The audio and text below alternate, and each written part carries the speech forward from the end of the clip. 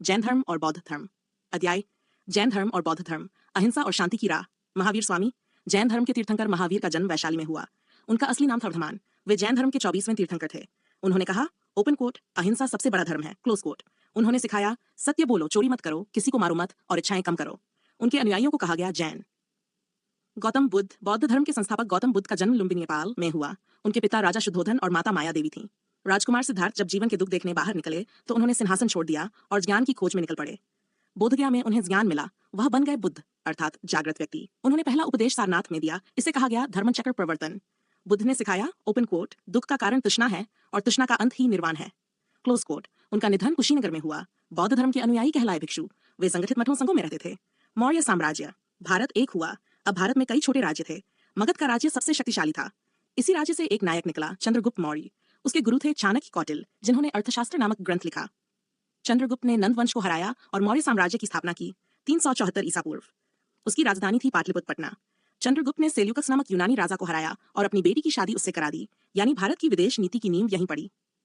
अशोक महान चंद्रगुप्त का पोता था अशोक। वह एक वीर योद्धा था, लेकिन कलिंग युद्ध, वर्तमान उड़ीसा में लाखों लोगों की मृत्यु देखकर उसका हृदय पिघल गया। उसने कहा, ओपन कोट, अब मैं युद्ध नहीं करूंगा, मैं धर्म से जीतूंगा, क्लोज कोट। अशोक ने बौद्ध धर्म अपनाया और अपने संदेश पत्थरों व स्तंभों पर खुदवाए। वह पहला राजा था जिसने लिखा, ओपन कोट, सभी धर्मों का आदर, क्लोज कोट। यही कारण है कि अशोक का सिंह स्तंभ आज भारत का राष्ट्रीय प्रतीक है।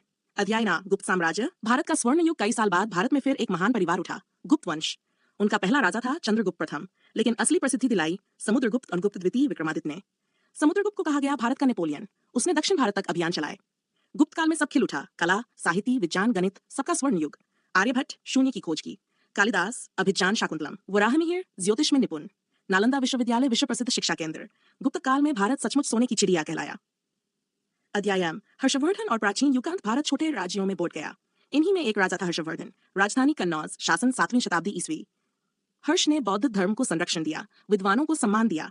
बाणभट्ट ने उस पर हर्षचरित। इसके बाद भारत में कई छोटे राज्य बने, चोल, पांडी, पाल, राष्ट्रकूट, चालुक्य आदि। दक्षिण भारत में मंदिर स्थापत्य अपने चरम पर पहुंचा। प्राचीन भारत की सीख, ओपन कोट, सभ्यता हमें सिखाती है कि सच्ची शक्ति तलवार में नहीं, विचार में होती है, क्लोज कोट। अब अगली कहानी होगी मध्यकालीन भारत, तलवार, ताज और तख्त की कहानी, जिसमें तुम सुनोगे दिल्ली सल्तनत, खिलजी, तुगलक, मुगल और मराठों की पूरी कहानी। फिर उसी तरह आसान भाषा में एक एक शब्द में सब याद हो जाए, ऐसा। क्या मैं अब मध्यकालीन भारत की